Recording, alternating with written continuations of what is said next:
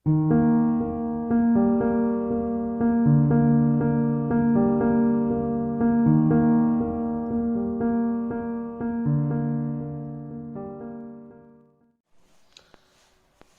कट्टा या यूट्यूब चॅनलवरती मी आपणा सर्वांचं हार्दिक स्वागत करतो. आज बघणार आहोत आपण illustration number 18 page number 108 108 page नंबरवरचं एक्झाम्पल आहे. यात आपण बघणार आहोत from the following receipts and payment account of Bhaurao Patil polytechnic college Nagpur for the year ending 31st March 2019 and additional information. Prepare income and expenditure account for the year ended 31st March 2019 and balance sheet as on that date. आता इथे adjustment म्हणून त्यांनी आपल्याला दिलेलं आहे, तर हे थोडं नवीन वाटतं आपल्याला, पण यात काही नवीन नाही आणि काही अवघडही वाटत नाही. बघा आता याच्यामध्ये आपल्याला काय केलं त्यांनी, पर्टिक्युलर्स बुक्स 1/4/2018 आणि 31/3/2019 म्हणजे हे सर्व काय असणार आहेत. 1/4/2018 म्हटल्यानंतर ओपनिंग बॅलन्सेस आणि 31/3/2019 म्हणजे कोणते असणार आहेत, तर क्लोजिंग बॅलन्सेस. बरोबर, म्हणजे आपलं जेव्हा आपण आयटम्स इथे लिहिणार आहोत ऍसेटमध्ये, तर बुक्सचं आउटर कॉलमला रक्कम आली पाहिजे 8,88,000 म्हणजे हे करंट इयरचं आलं पाहिजे, आणि फर्निचरची आउटरला रक्कम आली पाहिजे 3 लाख रुपये. मग यांच्यात जो डिफरन्स येणार आहे तो डिफरन्स काय असणार आहे, म्हणजे याचा ओपनिंग व्हॅल्यू होती 9 लाख, क्लोजिंग व्हॅल्यू आहे 8,88,000, म्हणजे डिफरन्स जो येईल ते असणार आहे आपलं डेप्रिसिएशन. बरोबर, आणि बिल्डिंग फंड आणि कॅपिटल फंडचा आपल्याला क्लोजिंग बॅलन्सेस आपण शोधणार आहोत, म्हणजे आपोआपच येतीलच, तर स्पेशली शोधण्याची गरज नाही. 60% donation are for building fund, म्हणजे डोनेशन जे आहेत हे बघा इथे याच्यात 60% काढायचे आहेत आणि ते आपल्याला टाकायचे कुठे आहेत, बिल्डिंग फंडमध्ये टाकायचे आहेत. बरोबर. Then outstanding office staff salaries, office staff salary जी आहे आउटस्टँडिंग आहे. एवढ्याच फक्त काय ऍडजस्टमेंट्स आहेत, तर आपण एक काम करूयात, प्रथम आपण पहिली ऍडजस्टमेंट जी तीच पूर्ण करून घेऊयात, म्हणजे आपल्याला एक्झाम्पल पुढचं फक्त पोस्टिंग करायचं काम असणार आहे. मी सुरू करतो आहे. सर्वात पहिले बघा, आता एक बघा, याही ठिकाणी बुक्स दिलेलं आहे आणि इथेही बुक दिलेलं आहे. बरोबर, इथेही फर्निचर आहे आणि इथेही फर्निचर दिलेलं आहे. बरोबर, म्हणजे ह्या दोघांचा विचार जर केला असता आपण, आपल्याकडे ओपनिंग स्टॉक होता 9 लाख रुपयाचा, वर्षभरात आपण अजून खरेदी केलं 88,000 आणि नंतर आपला क्लोजिंग स्टॉक आला पाहिजे 8,88,000. बरोबर, नंतर फर्निचरचं पण बघा सेम आहे. आपल्याकडे ओपनिंग स्टॉक होता म्हणजे 3,26,000 रुपयाचा, वर्षभरात आपण नवीन खरेदी केलं ऍड 78,000 आणि आपला क्लोजिंग स्टॉक आला पाहिजे 3 लाख. म्हणजे याच्यात डिफरन्स जो येईल ना तो डेप्रिसिएशन म्हणून वजा करायचा आहे आपल्याला, हे मात्र लक्षात असू द्यायचं आहे. बरोबर, तर आपण सुरू करूयात. प्रथम आपण ओपनिंग स्टॉक घेऊया बुक्सचा. मग ऍसेट बाजूला या, ऍसेट बाजूला म्हणायचं आहे बुक्स.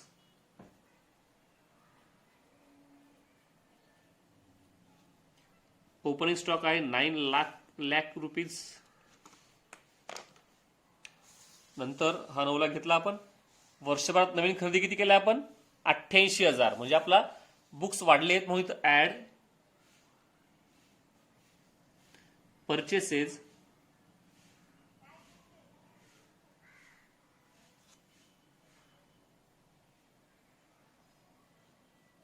$88,000 एकूण 9,88,000 येत आहेत. बरोबर, आता एक सिंपल आहे, एक तुम्हाला वर्किंग नोट करून दाखवतो, तुम्हाला समजायला सोपं जाईल. आपलं एकूण बुक्स किती आहेत, 9,88,000 एवढे आपले बुक्स आहेत. आणि आपल्याला आता डेप्रिसिएशन शोधायचं, तर कसं शोधणार आपण, सोपं आहे, लेस क्लोजिंग बॅलन्स. कोणता आहे क्लोजिंग बॅलन्स, हा माहिती दिलेला आहे 8,88,000. 8,88,000 हा वजा केल्यानंतर जी रक्कम येते आहे ती येते आहे रुपये 1,00,000 रुपये. मग हे आपलं काय असणार आहे, याला म्हणायचं आहे डेप्रिसिएशन. समजतंय? आता तुम्हाला कळलं असेल. मग आता इथे बघा, आपल्याकडे बुक्स वर्षभरात नवीन खरेदी केले, बुक्स त्याच्यात ऍड केले गेले आहेत. आता आपल्याला डेप्रिसिएशन पण सापडलं आहे, म्हणून इथे म्हणा लेस डेप्रिसिएशन 1,00,000 रुपये. हे वजा केले असता आउटरला आपले येतील आता 8,88,000 रुपये. बरोबर झालं. बरोबर. आपला ओपनिंग बॅलन्स काय होता, 9,00,000. क्लोजिंग यायला हवा होता 8,88,000. आला बरोबर आपला बॅलन्स एकदम क्लिअर आलेला आहे. तर अशा प्रकारे हे एक्झाम्पल आपल्याला सॉल्व्ह करायचं आहे. पुढचं आहे फर्निचर. आपण तेही त्याच प्रकारे करणार आहोत. इथे म्हणा यांचा सेकंड इफेक्ट आपण नंतर देऊयात. फर्निचर ओपनिंग बॅलन्स 3,26,000 रुपये. 3,26,000 रुपये ओपनिंग बॅलन्स घेतलेला आहे आपण. आणि वर्षभरात आपण नवीन खरेदी केला आहे 78,000 रुपयाचा. मग इथे म्हणायचं आहे ऍड परचेसेस 78,000 रुपीज. आता 3,26,000 अधिक 78,000 यांची बेरीज करूयात. ती येते आहे 4,04,000 रुपये. बरोबर. आता हे नीट समजून घ्या. आपण बुकचं जसं केलं आपण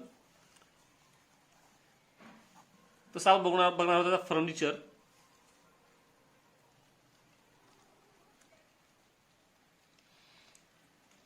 ओपनिंग बॅलन्स आहे फर्निचरचा 3,26,000 रुपये. त्याच्यामध्ये आपण ऍड केले, नंतर आपण वर्षभरात ऍड केले. किती होते ते 78,000. Add purchases 78,000. एकूण झालेत हे 4,04,000 रुपये. बरोबर. आता याच्यातनं आपण लेस करणार क्लोजिंग बॅलन्स जो आपल्याला त्याने दिला आहे. किती क्लोजिंग बॅलन्स आपला 3,00,000 रुपये. हा जो वजा केला 3,00,000 रुपये, तर किती मिळतात आपल्याला, वजा केल्यानंतर मिळत आहेत 1,04,000 रुपये. म्हणजे हे काय असणार आहे आपलं डेप्रेसिएशन मिळालं आपल्याला. मग हेही आपण काय करणार आहोत, लेस करणार आहोत. मग इथे म्हणायचं आहे लेस डेप्रिसिएशन 1,04,000 रुपये. आउटरला आता अमाऊंट आपली काय 3,00,000 रुपये. बरोबर आली. बरोबर. ओपनिंग बॅलन्स 3,26,000 होता. क्लोजिंग यायला हवा होता 3,00,000. बरोबर आपला 3,00,000 रुपये आलेला आहे. आता या डेप्रिसिएशनचा आपण सेकंड इफेक्ट जो आहे हा डायरेक्टली आपण एक्सपेंडिचर बाजूला आपण द्यायला हवा.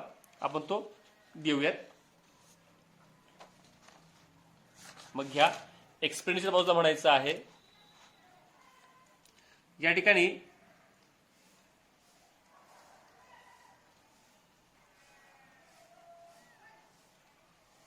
हा एक शेवट घेतोय मी. डेप्रिसिएशन ऑन बुक्स 1,00,000 रुपये आणि फर्निचर इथं आपल्याला सर्व करंट एक्सपेंडिचर वगैरे लिहायचे आहेत, त्याच्यामुळे आपण जागा सोडलेली आहे. 1,04,000 रुपये एकूण होत आहेत 2,04,000 रुपये. बरोबर. म्हणजे ह्या दोन जे मेन होते ऍडजस्टमेंट संपल्या आपल्या. पुढचा आहे बिल्डिंग फंड. बिल्डिंग फंड आपण कुठे टाकतो, तर आपण तो घेत असतो नेहमी बॅलन्स शीटच्या लायबिलिटी बाजूला. त्याच्या आधी काय इथं कॅपिटल फंड तो घेऊन टाकूयात प्रथम आपण. इथे म्हणा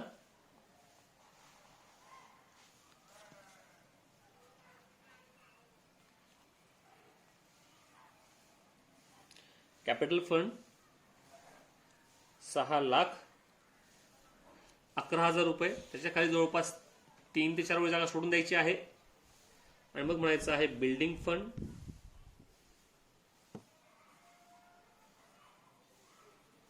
बिल्डिंग फंड आहे 8,27,000 रुपये. बरोबर. हे आपण दोन्हीही आयटम लिहून घेतलेले आहेत. आता याचं फक्त बाकी असणार आहे बिल्डिंग फंड करता आपल्याला एक ऍडजस्टमेंट पण दिली आहे डोनेशनची. मग ज्यावेळेस डोनेशन हा आयटम येईल ना तेव्हा आपण त्याला टिक करूयात आणि त्याला आपण सॉल्व्ह करूयात. इथं मी त्याला खाली फक्त एक लाईन मारून रेषा मारून ठेवते म्हणजे चुकणार नाही की आपण तिथं दुसरा कुठला आयटम लिहिणार नाही. आणि शेवटचं जे आहे ते पण आपण सॅलरीचं जेव्हा ऍडजस्टमेंट आयटम येईल तेव्हा आपण ते ऍडजस्टमेंट पूर्ण करूयात. तर आपण सुरू करूयात. पोस्टिंगला सुरुवात करूयात. सोबतच आपण जे काही आपलं ऍडजस्टमेंट असणार आहे ते आपण पूर्ण करूयात. सुरुवातीला आपण जे आलेलं आहे कॅश आणि बँक आपण हे घेत नाही.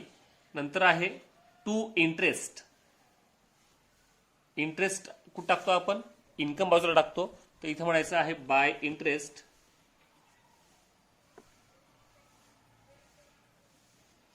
इंटरेस्ट आहे 60,000 रुपये. डायरेक्ट आउटर कॉलम कुठलीही ऍडजस्टमेंट नाही त्याला. नंतर डोनेशन आलेलं आहे याला ऍडजस्टमेंट आहे. मग इथे म्हणायचं आहे बाय डोनेशन 7 लाख रुपीज. आणि त्याच्यावर ते काय म्हणतायत 60% of donation are for building fund. त्याच्यात 60% आपल्याला जे काढायचं आहे ते काय करायचं बिल्डिंग फंडला टाकायचं म्हणतायत ते. मग ते कसं करणार आपण? आता एकूण आपलं डोनेशन किती आहे 7 लाख रुपये.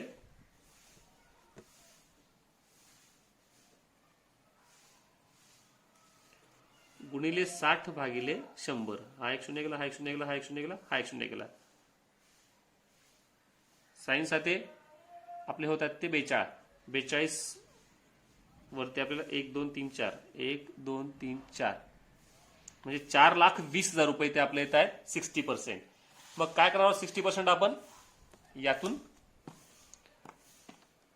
लेस 60%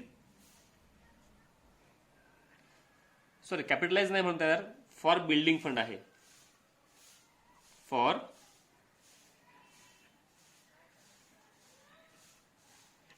बिल्डिंग फंड 4,20,000 रुपये. आउटरला येतील आता 2 लाख. यांची वजाबाकी केली असता उत्तर येत आहे 2,80,000 रुपये. 2,80,000 रुपीज. बरोबर. आणि याचा दुसरा इफेक्ट कुठे टाकायचा आपल्याला आता? याचा सेकंड इफेक्ट जो आहे हा सेकंड इफेक्ट आपण टाकणार आहोत बिल्डिंग फंड मध्ये. इथे आपण जागा सोडलेली आहे बघा. मग इथे म्हणायचं आहे ऍड डोनेशन ऍट 60% 4,20,000 रुपये. एकूण होत आहेत आपले ते आता दोन्हींची बेरीज जेव्हा करतोय आपण तर आउटरला आली पाहिजेत 12,47,000 रुपये. बरोबर.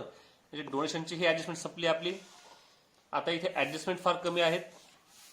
एकच मेन राहिलेली आहे ती म्हणजे ऑफिस स्टाफची आहे सॅलरीची. ती आपण तेव्हा करूयात. आता इथून पुढे जेवढे आयटम आहेत tuition fees, admission fees, term fees, drama receipt, rent from use of hall आणि इथपर्यंत जेवढे आयटम आहेत हे सर्व आपल्याला टाकायचे इन्कम बाजूला. आता आपण एक एक करून आपण ते नोंदवूयात इन्कम मध्ये. Bye tuition fees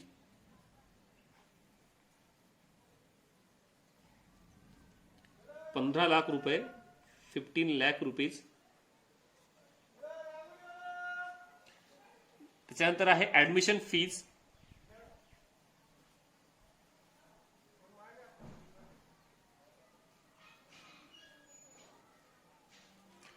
admission fees 65,000 rupees. Term fees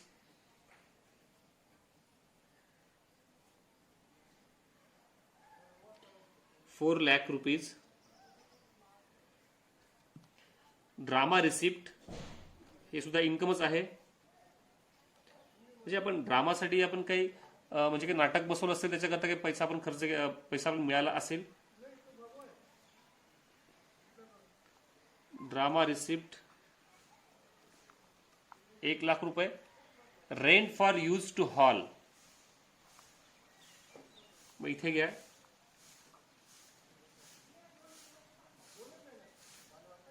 rent from hall 6,000. बरोबर. आणि पुढे म्हणता येते टू लिगसीज, कंसात त्यांनी म्हटलंय कॅपिटलाइज्ड, म्हणजे आपण त्याला कॅपिटलमध्ये ऍड करून देऊयात लिगसीजला. मग इथे म्हणायचं आहे add लिगसीज.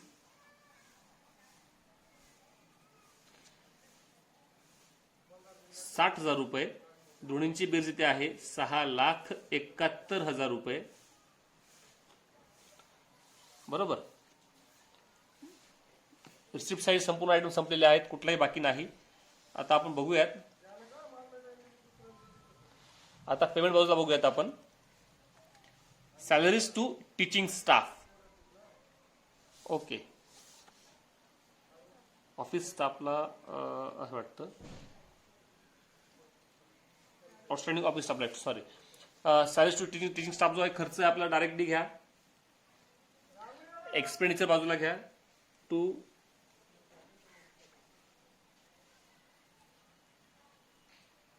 Salaries to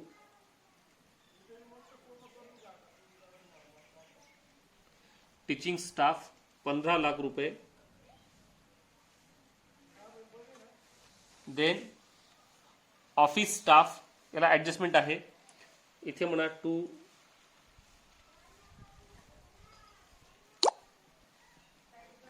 office staff 8,55,000 inner column.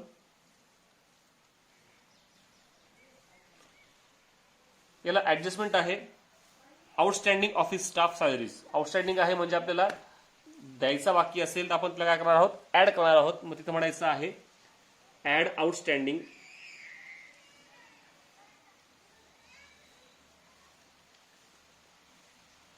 Outstanding किती आहे ते एकूण 70,000 रुपये.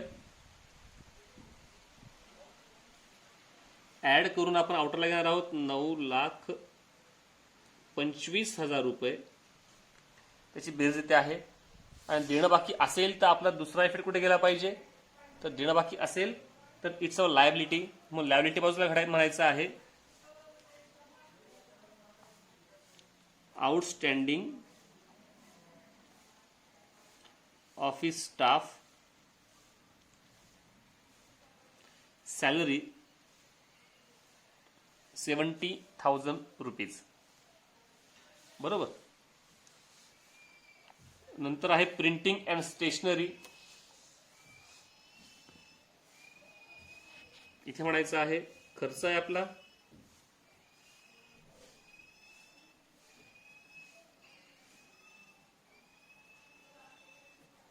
Printing and stationery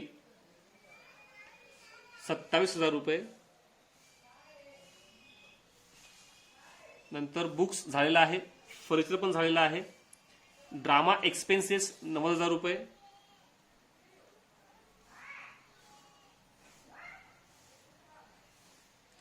drama expenses 90,000 rupees. नंतर पोस्टेज 7,000 रुपीज खर्च आहे.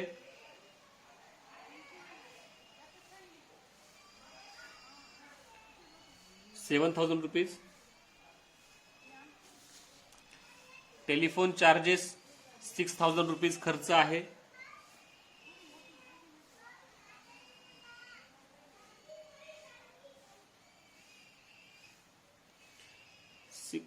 Telephone charges 6,000 rupees. Then electricity 61,000 rupees.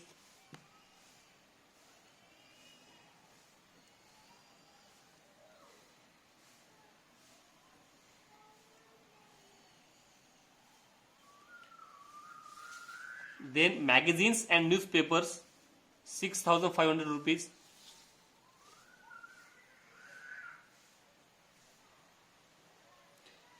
magazines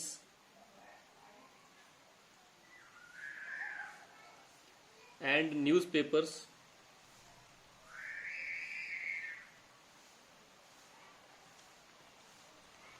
amount आहे 6,500 रुपीज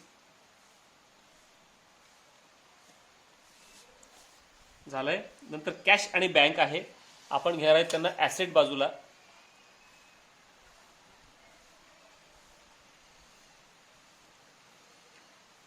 कॅश इन हँड आहे आपलं 62,000 रुपीज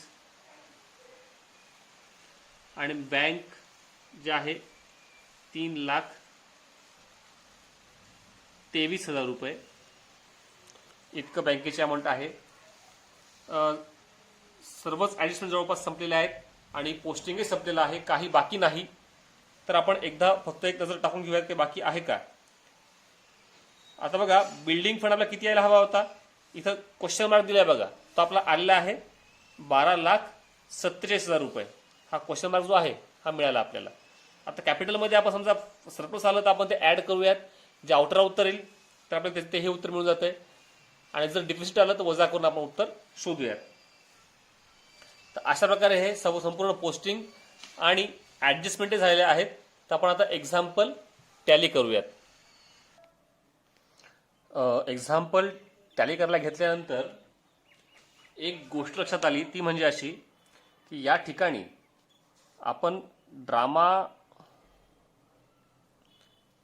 मॅगझिन्स अँड न्यूजपेपर जो आहे इथे 6,500 दिलेला आहे, आणि पुस्तकाचा विचार केला आपण उत्तरामध्ये त्यांनी 6,000 घेतात फक्त, म्हणजे 500 रुपयाचा डिफरन्स आपला येऊ शकतोय. तर त्याच्यामुळे इथे आपण 6,000 करून घ्यायचे, डिफरन्स यायला नको म्हणून.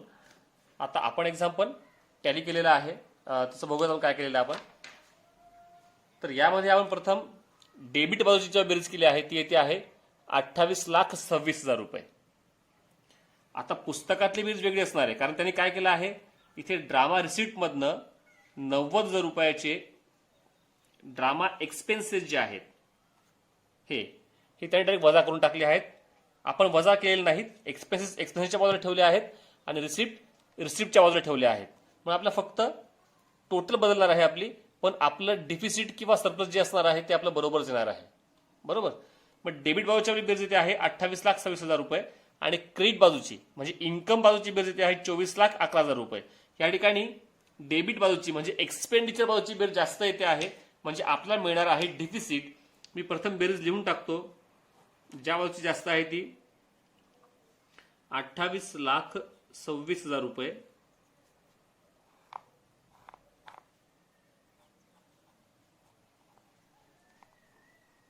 ₹28,26,000 आणि वजा केल्यास मिळत आहे 4,15,000 रुपये. हे आपलं असणार आहे डिफिसिट. म्हणून इथे म्हणायचं आहे बाय डिफिसिट 4,15,000 रुपये. बरोबर. मग अशा प्रकारे इथे आपल्याला डिफिसिट मिळालेलं आहे. डिफिसिट मिळालं आहे, आपण नंतर ते ऍड करणार आहोत. सॉरी, आपण लेस करतो कशातनं, तर आपण त्याला लेस करतो लायबिलिटी साईडला, कॅपिटल मधनं आपण लेस करतो. इथे म्हणायचं आहे लेस डिफिसिट 4,15,000 रुपये, आणि आउटरला येत आहेत मात्र वजा केल्यानंतर 2,56,000 रुपये असं ह्या प्रकारे आलं पाहिजे. आणि आता मग यांची आपण टोटल करूयात, ती सारखीच आली पाहिजे दोन्ही बाजूंची. लायबिलिटी बाजूची बेरीज जी आहे ती प्रथम मी करतो आहे, ती येते आहे 15,73,000 रुपये. इकडे पण सेम येणार आहे. बॅलन्स शीट ॲसेट साईड 15,73,000 रुपये. बरोबर आहे. तर अशा प्रकारे हे एक्झाम्पल टॅली झालं पाहिजे. फक्त एक दुरुस्ती होती की मॅगझिन अँड न्यूजपेपरची अमाऊंट 500 रुपयांची जास्त दाखवली गेलेली आहे, तर ती फक्त रिपेअर करून घ्यायची, मग आपलं एक्झाम्पल हे बरोबर टॅली होईल. धन्यवाद.